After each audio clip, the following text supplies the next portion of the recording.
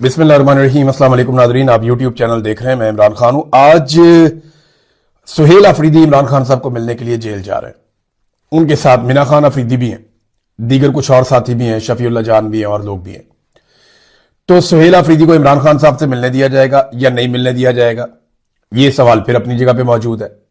Normally Imran Khan साहब की मुलाकातें बंद की गई हैं और यह फैसला पाकिस्तान के army chief field marshal Asim Munir का है।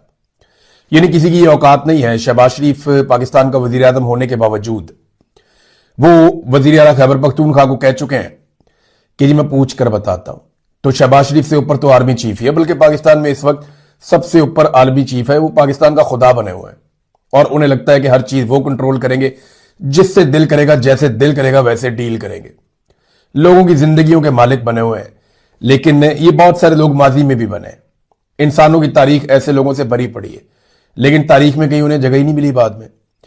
बहरहाल इमरान खान साहब से आज सुहेल अफरीदी मुलाकात करने के लिए जाएंगे। इन्हें बहुत दबाव डालना पड़ेगा, बड़ा जोर लगाना पड़ेगा। देखते हैं कि इमरान खान साहब से उनकी मुलाकात करवाई जाती है या नहीं करवाई जाती। इमरान खान साहब की बहन ने और पाकिस्तान तहरीक इंसाफ ने एक स्टेटमेंट जारी किया है।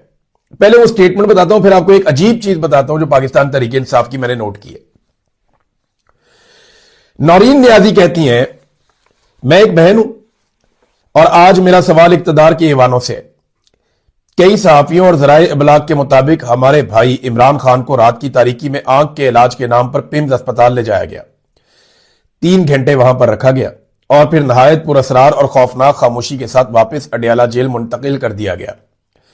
अगर यह खबर सच है तो यह सिर्फ जुल्म नहीं बल्कि खुला जुर्म है। किसी में इतनी हिम्मत क्यों नहीं कि इमरान खान की फैमिली और वकला को सच बता सके? किससे छुपाया जा रहा है, किसके हुक्म पर, और आखिर हमारे भाई के साथ जेल के अंदर क्या सलूक हो रहा है? हमारे खानदान और वकला को इस अंधेरे में क्यों रखा जा रहा है? इमरान खान कोई कैदी नंबर नहीं, वो इस कौम की उम्मीद है। उसकी सेहत से खेलना दरअसल पूरी कौम को अंधा करने की कोशिश है। ये अब गुजारिश नहीं, आखिरी वार्निंग है। फौरी तौर पर इमरान खान की फैमिली, जाती डॉक्टर्स और वकला की मुलाकात करवाई जाए, मुकम्मल मेडिकल रिपोर्ट सामने लाई जाए और कौम को बताया जाए कि हमारे भाई को रात की तारीकी में क्यों और किस हाल में अस्पताल ले जाया गया।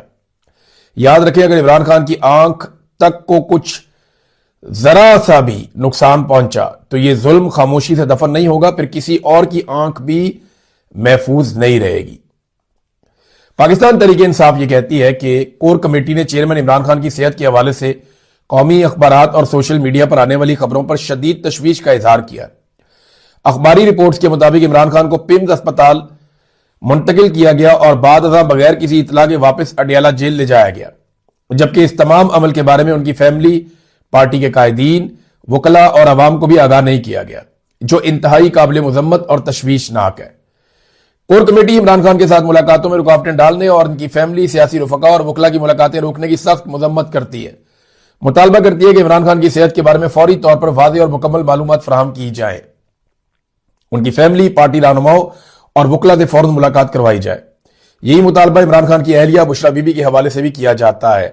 हुकूमत से मुतालबा किया है कि इमरान खान का मुआयना शौकत खानम अस्पताल के डॉक्टरों से करवाया जाए।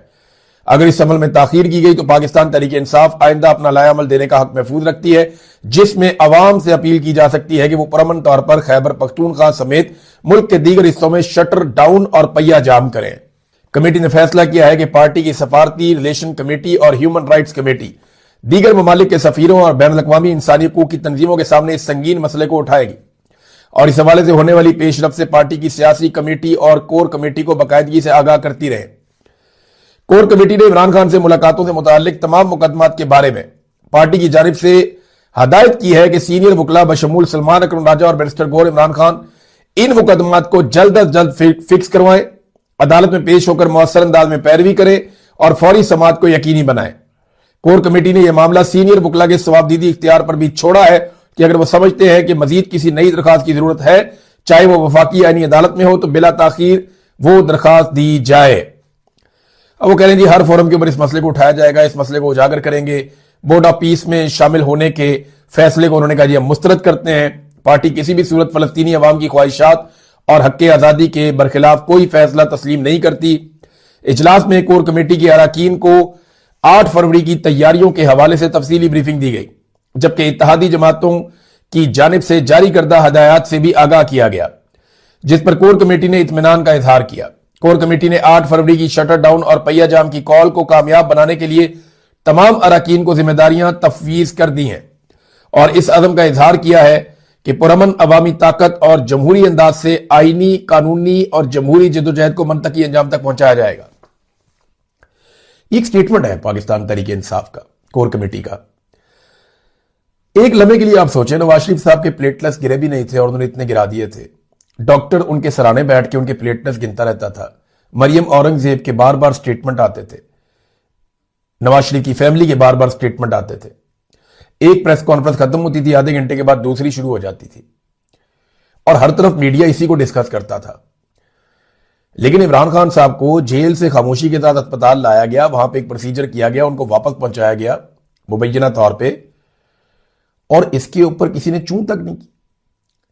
पाकिस्तान तहरीके इंसाफ को तो अब तक ईवानों को हिला देना चाहिए था, अब तक तो इन्हें मजबूर कर देना चाहिए था पूरे सिस्टम को कि इमरान खान साहब से हमारी मुलाकात करवाई जाए।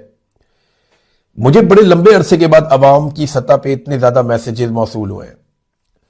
हमारे वीलॉग पे मैसेजेस आ रहे हैं, ट्विटर पे मैसेजेस आ रहे हैं, व्हाट्सएप पे मैसेजेस आ रहे हैं। जो मेरा पुराना नंबर है उसके ऊपर मैसेजेस की एक भरमार है। लोग इमरान खान और उनकी सेहत के बारे में जानना चाहते हैं, लोगों को बहुत ज्यादा तशवीश है। लेकिन पाकिस्तान तहरीके इंसाफ को मैंने देखा, इन्होंने इस मामले को इतने नॉर्मल तरीके से डील किया कि मुझे हैरत हुई है।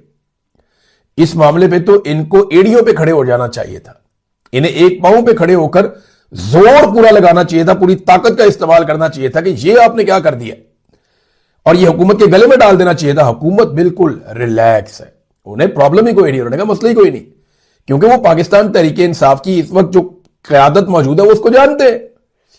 इन्होंने किसी किस्म का रिएक्शन दिया नहीं। फैमिली जो कर सकती है वो जाकर वहां बैठ जाती है। अब देखते हैं आज सुहेल अफरीदी साहब गए वहां पे अडियाला के बाहर क्या सूरत हाल बनती है। बहरहाल मुझे पाकिस्तान तहरीके इंसाफ के एक ठंडे किस्म के रवैये से बड़ी हैरत हुई है, मुझे हैरानी हुई है कि ये इतने ठंडे कैसे हो सकते हैं जबकि इनके लीडर के साथ इतना सीरियस इशू हुआ है। फर्ज करें नवाज शरीफ के साथ हो जाता तो जमीन आसमान उन्होंने एक कर देना था, इन्होंने कुछ नहीं किया। अच्छा, 8 फरवरी को निकलने की एक वजह बताने के ऊपर पाकिस्तान तहरीके इंसाफ ने एक पंफलेट जारी किया। उन्होंने कहा जी सुहेल अफरीदी की क़यादत में 31 जनवरी को अब सवाबी में एक प्रोग्राम होने जा रहा है।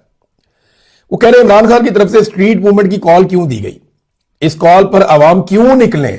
अब ये वजूहात उन्होंने बताई हैं। पाकिस्तान तहरीके इंसाफ ने यहां 5 वजूहात लिखी हैं। एक, वो ये कहते हैं कि आइन को इस हद तक पामाल किया गया कि आम आदमी को इंसानी हकूक से महरूम कर दिया गया। नंबर 2, अदालती निजाम अमली तौर पर मफलूज कर दिया गया, इंसाफ का वसूल अब मुमकिन नहीं है, जज बेचारे इंसाफ मांगते फिर रहे हैं। नंबर 3, आम आदमी के पास वोट की ताकत होती है, कौमी अमानत है, वोट की इज्जत को तार तार कर दिया गया, फॉर्म 47 जारी कर दिए गए और वोट लेने वाले सलाखों के पीछे हैं और जिन्हें वोट नहीं मिला उन्हें लाके ऐवानों में बैठा दिया। नंबर 4, दरपेश मसाइल सिर्फ तहरीके इंसाफ नहीं बल्कि आम अवाम के हैं, लिहाजा स्ट्रीट मूवमेंट और 8 फरवरी का शटर डाउन हड़ताल अवाम को ही कामयाब करना होगा। ये आप अपने लिए निकल रहे हैं, सिर्फ एक पार्टी के लिए नहीं निकल रहे। वो ये कह रहे हैं अपने बुनियादी हुकूक सलब करने वालों के खिलाफ निकलकर निजाम की इस्लाह के लिए हर फर्द पर निकलना वाजिब है। अपने हकूक के तहफ्फुज की लड़ाई अपने बच्चों के लिए लड़नी होगी और आइन और कानून की बालादस्ती कायम करने में अपनी पुरअमन सियासी जद्दोजहद के लिए अपनी अपनी कमर कस लें। यह जनाब पाकिस्तान तहरीके इंसाफ का कहना है। अब सुहेल अफरीदी साहब जो एक जरगा करने जा रहे हैं ना, एस्टेब्लिशमेंट की पूरी तवज्जो वहां पे, और वो ये चाहते हैं कि वो जरगे से पहले कोई ना कोई ऐसी एक्टिविटी करें कि जरगे को खराब करें। और जरगा होने जा रहा है वादिये तीरा के मामलात के ऊपर, और वादिये तीरा के मामलात के ऊपर जो इंफॉर्मेशन है वो मैं आपके साथ शेयर करूंगा। आप हैरान हो जाएंगे कि वादिये तीरा के अंदर से जो खबरें आ रही हैं, वफाकी हुकूमत के जितने दावे हैं उन्हें तीरा के रहने वाले लोगों ने जिस तरह उड़ा के रख दिया है, ये जरा आप देखिए कि वादिये तीरा के लोग अब क्या कहते हैं। पहले तो आप JUIF के जो मकामी रहनुमा है उनकी बात सुने। फजल रहमान साहब की पार्टी है ना, वो कहते हैं जी ये हुकूमत कह रही है कि लोग बर्फ की वजह से निकले हैं। तो इस पे उन्होंने कहा जी पिछले 10 बरसों में ऐसी कोई नकल मकानी नहीं हुई, तो अब ये लोग क्यों घर बार छोड़कर आ रहे हैं। लोग सर्दी से निपटने के लिए पहले ही मुनासिब इंतजाम रखते हैं। यहां कोई पहली मर्तबा बर्फबारी या सर्दी नहीं आई है, हर साल मौसम ऐसा ही होता है। तो ये हुकूमत की बात झूठ साबित हुई जो दावा किया गया हुकूमत की जानिब से कि जनाब बर्फबारी की वजह से ये लोग निकले हैं। फिर एक और जो तीरा के मकामी ताजिर हैं वो कहते हैं जब ऑपरेशन की बातें शुरू हुई तो तीरा की तरफ राशन ले जाने पर पाबंदी आयद कर दी गई कि जनाब यहां पे ऑपरेशन करना है तो राशन भी नहीं लेके जाना, लोगों को निकालना है यहां से। एक ट्रक आना बड़ी मुश्किल से, यानी एक ट्रक आटे का था, वो बड़ी मुश्किल से रवाना हुआ, मगर बर्फबारी खराब हालात के बायस वो मंजिल तक नहीं पहुंच सका। हुकूमत ने इलाका खाली करने का नहीं कहा तो फिर ये रजिस्ट्रेशन कौन कर रहा था? तीरा के मकामी ताजिर ने ये बीबीसी के साथ बातचीत की है। बीबीसी को मजीद बताया कि कम से कम हम पर हंसे तो मत। ख्वाजा आसिफ का बयान ऐसा है जैसे वो हमारा मजाक उड़ा रहे हैं। हम खुद क्यों इस सर्द मौसम में अपना घर बार छोड़कर आएंगे? हमने अभी कुछ अर्सा पहले अपना एक नया मकान तामीर किया है जिसमें बेसमेंट भी है। हम बहुत सर्दी से महफूज रह सकते थे। तीरा मुतासरीन की बीबीसी के साथ गुफ्तगू। सर्द मौसम की वजह से नकल मकानी, तीरा से नकल मकानी करने वालों ने वजीर दिफा और वफाकी वुज़रा के दावों को गलत करार दे दिया। इलाका खाली करने के लिए 3 दिन का हमें वक्त दिया गया और कभी कहा गया कि 10 से 25 जनवरी के दौरान नकल मकानी कर लो या ऑपरेशन होगा। यह तीरा के मुतासरीन ने बीबीसी के साथ गुफ्तगू की है। नाज़रीन, इस पर सुहेल आफरीदी ने और एक जमात इस्लामी के प्रोफेसर इब्राहिम है, उन्होंने भी इसके ऊपर स्टेटमेंट दिया है। फौज ने मजबूर करके लोगों को घरों से निकाला, किसी ने रजाकाराना तौर पर अपना घर बार नहीं छोड़ा। परवेज मुशर्रफ के दौर से लेकर आज तक जितने भी ऑपरेशन हुए सबका फैसला फौज ने किया, यह जनाब प्रोफेसर इब्राहिम साहब फरमा रहे हैं। जबकि सुहेल आफरीदी कहते हैं कि एक तरफ तीरा के लोग पाकिस्तान के लिए कुर्बानियां दे रहे हैं और दूसरी तरफ बेशर्म सियासतदान उनका मजाक उड़ा रहे हैं। कोई भी शख्स अपनी मर्जी से अपना घर नहीं छोड़ता। इन लोगों को जबरदस्ती निकाला गया और इन्हें कोई माली मदद भी फराहम नहीं की गई। ये है सूरत हाल वादी तीरा की। वादी तीरा के लोग गुस्से में है।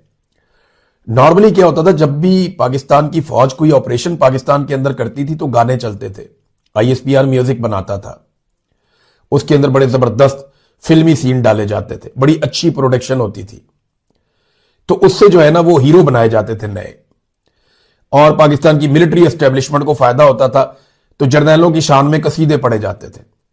लेकिन इस मरतबा काम उल्टा हो गया। हीरो बन गए सियासतदान, सुहेल आफरीदी के बाकी साथी, वो सारे हीरो बन गए और एस्टेब्लिशमेंट जीरो हो गई। तो ये ऑपरेशन से मुकर के भाग गए। आप अंदाजा करें, पाकिस्तान में एस्टेब्लिशमेंट को यह बात सोचनी पड़ेगी कि पहली मरतबा उन्होंने ऑपरेशन अनाउंस किया और लोगों ने उसको रद्द किया, और इस हद तक रद्द किया कि ऑपरेशन के नाम से इनको भागना पड़ गया। ये इनके साथ पाकिस्तान की तारीख में पहली मरतबा हुआ। इससे पहले कभी ऐसा नहीं हुआ। अभी और बहुत कुछ भी पहली मरतबा होगा पाकिस्तान में इन लोगों के साथ।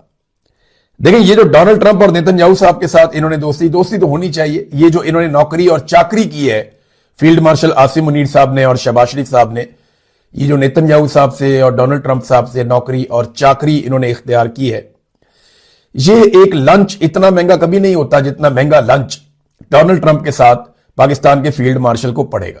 अब ना उसकी कीमत चुकाने का वक्त आ गया। जो इतलात इसराइल से आ रही हैं कि रफा में वो बहुत बड़ा कैंप बनाने जा रहे हैं, ये मैं नहीं कह रहा, ये इसराइली जर्नैल कह रहे हैं जो रिटायर्ड हैं, और इसराइली रिटायर्ड जर्नैल ने सारी खबर खोल दी है। गजा को बहुत सारे हिस्सों में तकसीम किया जा रहा है। फलस्तीन की रियासत का जो कयाम है वो अब एक ख्वाब ही बन जाएगा, और नेतन्याहू ने इसके बारे में स्टेटमेंट दे भी दिया। पहले आप ये देखें कि इसराइली जर्नैल ने क्या कहा। इसराइली जर्नैल का कहना है कि इसराइल ने गजा के जनूबी शहर रफा में एक बहुत बड़े कैंप के लिए जमीन साफ कर दी है, जहां फलस्तीनियों की नकलो हरकत को इसराइली निगरानी में रखा जाएगा। और ये जनाब जो जर्नैल हैं रिटायर इसराइल के, वो ये बात रॉयटर्स को बता रहे हैं। उन्होंने कहा कि यह जगह लाखों लोगों की रिहाइश के लिए तैयार की जा रही है, यानी लाखों लोग वहां पे रहेंगे उस कैंप के अंदर। अच्छा, इसे अल जजीरा ने एक जेल नुमा जगह करार दिया, जैसे मवेशियों को रखा जाता है। और इसका जो सिस्टम है उसको जरा समझ ले आप। वो करने ये जा रहे हैं कि एक खास एरिया साफ करके उसे बंद कर रहे हैं, वहां पे एक कैंप नुमा जेल बना रहे हैं, क्योंकि अल जजीरा ने इसको करार दिया कि ये कैद खाना टाइप जगह है। इसके अंदर जितने लोग जाएंगे ना, वो इसराइल को क्रॉस करके जाएंगे, उनके सिक्योरिटी बैरियर को क्रॉस करके जाएंगे। अगर कोई लोग मिस्र जाना चाहते हैं तो वो भी बैरियर्स को क्रॉस करके जाएंगे। अब जितने लोग आएंगे और जाएंगे वो बायोमेट्रिक सिस्टम के साथ जाएंगे और आएंगे। उनके चेहरों की शनाख्त का, आंखों की शनाख्त का एक पूरा तरीकाकार होगा। वो कभी भी कहीं भी जाएंगे वो फौरी तौर पे डिटेक्ट हो जाएंगे। तो ये लोग बाकायदा एक ऐसे सिस्टम के अंदर आ जाएंगे जहां पे उन्हें पूरी तरह से कंट्रोल किया जा सकेगा। और गजा को अलग अलग हिस्सों में तकसीम करने का पूरा एक मंसूबा है। ये तो हमें चूरन बेचना है ना, पाकिस्तान के मिलिट्री एस्टेब्लिशमेंट और इनकी बनाई हुई हुकूमत, ये हमें चूरन बेच रहे हैं कि जनाब पाकिस्तान के अंदर हम ये कह रहे हैं कि जी फलस्तीन आजाद हो जाएगा और तामीर नौ हो जाएगी, जो उनका नुकसान हुआ है वो पूरा हो जाएगा और आइंदा कोई कत्लो गारतगिरी नहीं होगी। वो एक्चुअली वो पूरा का पूरा जो उनका आजादी का एक नैरेटिव वो बनाते हैं, फलस्तीनी कहते हैं हमने आजादी लेनी है, वो तो खत्म हो जाएगा इस सारी कहानी में। वो हमेशा के लिए महकूम और मजबूर हो जाएंगे। हमेशा के लिए जो है वो उनके पास वो ताकत नहीं रहेगी आजादी के लिए। और हमास को गैर मुसल्ला करना इसका एक और हिस्सा है। हमास रिटेलिएशन तो करेगी, अब उसे गैर मुसल्ला करने के लिए ये लोग किस लेवल तक जा सकते हैं ये हम बाद में देखेंगे। लेकिन ये कोई पॉपुलर फैसले नहीं है जो पाकिस्तान की मिलिट्री बैक्ड हुकूमत इस वक्त कर रही है। इन्होंने अपने और अपने खानदानों के लिए एक गड़ा खोद लिया। अब चाहे ये पाकिस्तान की मिलिट्री एस्टेब्लिशमेंट के सीनियर अफसरान है, तो चाहे ये पाकिस्तान की इस वक्त की जो हुकूमत है उसके मुश्तरका, और ये बात इसलिए मैं आपको कह रहा हूं कि अभी हमने लोगों से बात की है एक दिन पहले, मैंने आपको सुनवाई भी। लोगों के जज्बात बड़े खौफनाक है, बाकी बातें करते हुए लोग डरते हैं। मैंने बहुत सारे इंटरव्यू चलाए ही नहीं, लोगों ने अल्फाज इस तरह के इस्तेमाल किए जो मुनासिब नहीं थे। तो इस मामले में लोग बहुत भरे हुए हैं, बहुत गुस्से में। तो अब इनके पास दो ही रास्ते हैं। अगर ये डोनाल्ड ट्रंप को राजी रखते हैं तो अवाम इन्हें और इनके खानदानों को कभी नहीं भूलेगी। ये इबरत के निशान के तौर पे मौजूद रहेंगे, इन्हें कभी इज्जत नहीं मिल सकेगी। जैसे याया खान है, इज्जत के लिए तरस गया, कभी इसको इज्जत मिली नहीं। इसी तरह वो घटिया सियासतदान भी हैं माजी के, जिन्हें इज्जत के लिए वो तरस गए, उन्हें इज्जत नहीं मिली। ऐसे ही इनके साथ भी यही होने वाला है।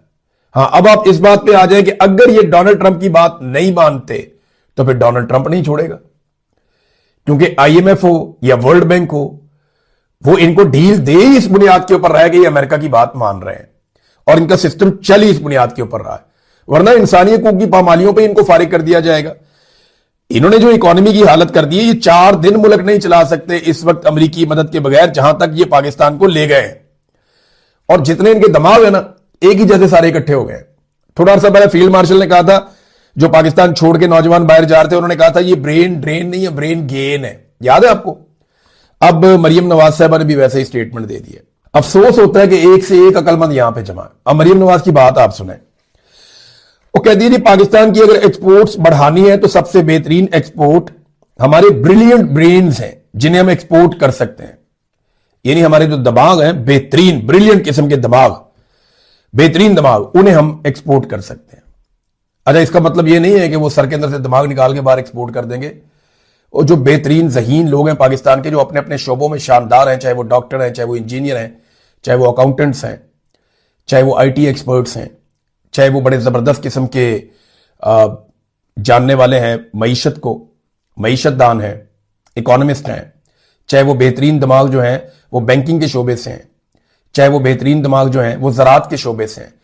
तो जिस जिस शोबे में बेहतरीन दिमाग हैं उनको बाहर भेज दिया जाए पाकिस्तान से।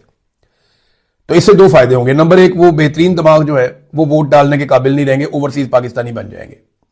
नंबर 2, वो अपने घर वालों को खाने पीने के लिए पीछे से पैसे भेजा करेंगे, उससे पाकिस्तान को रेमिटेंसेज में इजाफा हो जाएगा, पाकिस्तान को पैसे मिल जाएंगे। और नंबर 3 फायदा ये होगा कि पाकिस्तान में कम समझदार लोग रह जाएंगे, जिस तरह के खुद हैं ये लोग, जिस तरह के दिमाग इनके अपने कुंद ज़हन है ना, एक तो पढ़े लिखे नहीं है, ऊपर से कोशिश भी नहीं करते। तो इन्हीं तरह के लोग जो है ये चाहते हैं पाकिस्तान में बाकी रह जाएं, यानी सुनिया हो जाए गलियां तो फिर मिर्जा यार फिरे। ये इनकी ख्वाहिश है कि जनाब जितने ज़हन हमारे छोटे हैं, जितने हम कुंड ज़हन हैं, इसी तरह के लोग पाकिस्तान में बाकी रह जाएं। जितने अच्छे दिमागों वाले लोग हैं वो पाकिस्तान छोड़ के पाकिस्तान से बाहर चले जाएं।